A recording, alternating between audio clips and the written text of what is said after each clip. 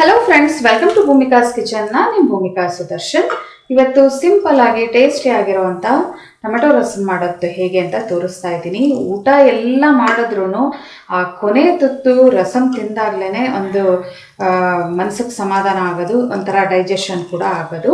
ಈ ಒಂದು ಟೊಮೆಟೊ ರಸಂನ ತುಂಬ ಫಾಸ್ಟಾಗಿ ಈಸಿಯಾಗಿ ಮಾಡ್ಕೊಂಡ್ಬಿಡ್ಬೋದು. ಬೇಳೆ ಗಿಳೆ ಏನು ಬೇಯಿಸಂಗಿಲ್ಲ, ಫಟಾಫಟ್ ಅಂತ ಒಂದು 10ರಿಂದ 15 ನಿಮಿಷ.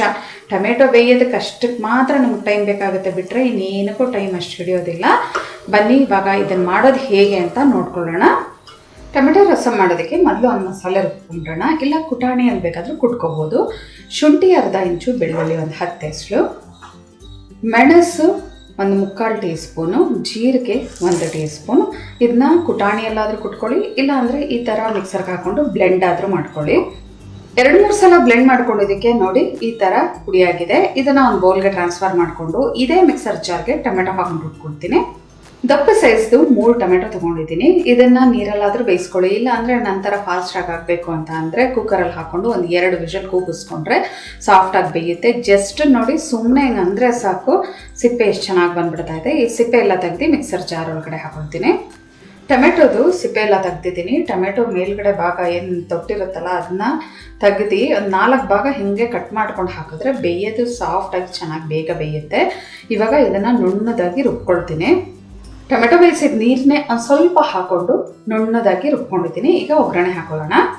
ಸ್ಟವ್ ಆನ್ ಮಾಡಿಕೊಂಡು ದಪ್ಪ ತಳ ಇರುವಂಥ ಒಂದು ಪಾತ್ರೆ ಒಳಗಡೆ 1 ಟೇಬಲ್ ಸ್ಪೂನ್ ಎಣ್ಣೆ ಹಾಕಿದ್ದೀನಿ. ಎಣ್ಣೆ ಬಿಸಿ ಆಗ್ತಿದೆ, ಹಾಗೆ ಒಂದು ಅರ್ಧ ಟೀ ಸ್ಪೂನ್ ಸಾಸಿವೆ ಚೆನ್ನಾಗಿ ಚಟಪಟ ಆಗಲಿ. ಜೊತೆಯಲ್ಲೇ ಇಂಗು ಕೂಡ ಹಾಕೊಳ್ತೀನಿ. 2 ಒಣಗಿದ ಮೆಣಸಿನ್ಕಾಯಿ. ಒಂದ್ಸಲ ಎಲ್ಲ ಚೆನ್ನಾಗಿ ಮಿಕ್ಸ್ ಮಾಡ್ಕೊಳ್ಳೋಣ. ಇವಾಗ ಏನು ರುಬ್ಬಿಟ್ಕೊಂಡಿದ್ವಲ್ಲ ಟೊಮೆಟೊ ಪೇಸ್ಟು, ಅದನ್ನು ಹಾಕೊಳ್ತೀನಿ. ಎಣ್ಣೆ ಒಳಗೆ ಡೈರೆಕ್ಟಾಗಿ ಟೊಮೆಟೊ ಪೇಸ್ಟ್ ಹಾಕಬೇಕಾದ್ರೆ ಕಂಪ್ಲೀಟ್ ಲೋ ಫ್ಲೇಮ್ ಮಾಡ್ಕೊಳ್ಳಿ. ಇಲ್ಲಾಂದರೆ ಬ್ಲೈಂಡ್ ಯಾರಾದರೂ ಮಾಡ್ತಾ ಇದ್ದರೆ ಆಫ್ ಮಾಡಿಬಿಟ್ಟು ನಂತರ ಆನ್ ಮಾಡ್ಕೊಳ್ಳಿ. ಒಂದ್ಸಲ ಎಲ್ಲ ಚೆನ್ನಾಗಿ ಮಿಕ್ಸ್ ಮಾಡ್ಕೊಳ್ತೀನಿ. ಇದಕ್ಕೆ ಇನ್ನೊಂದು ಸ್ವಲ್ಪ ನೀರು ಹಾಕ್ಕೊಳ್ತೀನಿ. ಇದಕ್ಕೆ ಇನ್ನೊಂದು 2 ಕಪ್ಪಷ್ಟು ನೀರು ಹಾಕೊಳ್ತೀನಿ. ಒಟ್ಟಾರೆ ಅರ್ಧ ಲೀಟ್ರಷ್ಟು ನೀರು ಹಾಕೊಳ್ತಾ ಇದ್ದೀನಿ. ಎಲ್ಲ ಚೆನ್ನಾಗಿ ಈ ಥರ ಮಿಕ್ಸ್ ಮಾಡ್ಕೊಳ್ತೀನಿ. ಕುದಿಯೋದಕ್ಕೆ ಶುರು ಆಗಲಿ. ಇದು ಚೆನ್ನಾಗಿ ಕುದಿ ಬರೋಕ್ಕೆ ಶುರು ಆಗಿದೆ. ಇವಾಗ ರುಚಿಗೆ ತಕ್ಕಷ್ಟು ಉಪ್ಪು, 1/4 ಟೀ ಸ್ಪೂನ್ ಅರಿಶಿನ, ಜೊತೆಗೆ ಆವಾಗಲೇ ರುಬ್ಬಿಟ್ಕೊಂಡಿದ್ನಲ್ಲ ಆ ಮಿಶ್ರಣ, ಕರಿಬೇವಿನ ಸೊಪ್ಪು 1 ಗರಿ, ಕೊತ್ತಂಬರಿ ಸೊಪ್ಪು ಸಣ್ಣದಾಗಿ ಕಟ್ ಮಾಡ್ಕೊಂಡಿರೋದು 1 ಟೇಬಲ್ ಸ್ಪೂನ್. ಎಲ್ಲ ಚೆನ್ನಾಗಿ ಮಿಕ್ಸ್ ಮಾಡ್ಕೊಳ್ತೀನಿ. ಒಂದು 5 ನಿಮಿಷ ಈ ರಸಂನ ಕುದಿಸ್ಕೊಳ್ಳೋಣ. ಹುಳಿ ನೋಡಿ, ನಾನಿಲ್ಲಿ ಜಾಮ್ ಟೊಮೆಟೊ ಉಪಯೋಗಿಸಿರೋದ್ರಿಂದ ಹುಳಿ ಕಮ್ಮಿ ಇರುತ್ತೆ. ಸ್ವಲ್ಪ ಹುಣಸೆಹಣ್ಣಿನ ರಸ ಹಾಕೋತೀನಿ, ಅಥವಾ ನಿಂಬೆಹಣ್ಣಿನ ರಸ ಬೇಕಾದರೂ ಹಾಕೋಬೋದು. ನೀವೇನಾದರೂ ನಾಟಿ ಟೊಮೆಟೊ ಹಾಕೊಂಡಿದ್ರೆ ಹುಳಿನ ನೋಡ್ಬಿಟ್ಟು ಹಾಕೋಬೇಕಾಗತ್ತೆ. ನಾನೇನು ಇವಾಗೆಲ್ಲ ಐಟಮ್ಗಳನ್ನ ಹಾಕೊಂಡಲ್ಲ, ಇದನ್ನು ನೀವು ಹಸಿಯಾಗಿ ಈ ಥರ ಬೇಯಿಸ್ಕೊಳ್ಳೋದು ಇಷ್ಟಪಡದೇ ಇದ್ದವರು ಎಲ್ಲನೂ ಒಗ್ಗರಣೆಗೆ ಹಾಕಿ ಅದನ್ನು ಬಾಡಿಸ್ಕೊಂಡು ನಂತರ ಟೊಮೆಟೊ ಪ್ಯೂರಿನ ಹಾಕಿ ಚೆನ್ನಾಗಿ ಕುದಿಸ್ಕೋಬೋದು. ಆ ಥರ ಕೂಡ ರಸಂ ತುಂಬ ಚೆನ್ನಾಗಿರುತ್ತೆ. ಕೊತ್ತಂಬರಿ ಸೊಪ್ಪು 1 ಬಿಟ್ಟು, ಉಪ್ಪು ಕೊತ್ತಂಬರಿ ಸೊಪ್ಪು 1 ಬಿಟ್ಟು, ಇವಾಗ ಒಂದು 5 ನಿಮಿಷ ಮೀಡಿಯಮ್ ಟು ಹೈ ಫ್ಲೇಮಲ್ಲಿ ಚೆನ್ನಾಗಿ ಕುದಿಸ್ಕೊತೀನಿ. 5 ನಿಮಿಷ ಇದನ್ನು ಚೆನ್ನಾಗಿ ಕುದಿಸ್ಕೊಂಡಿದ್ದೀನಿ.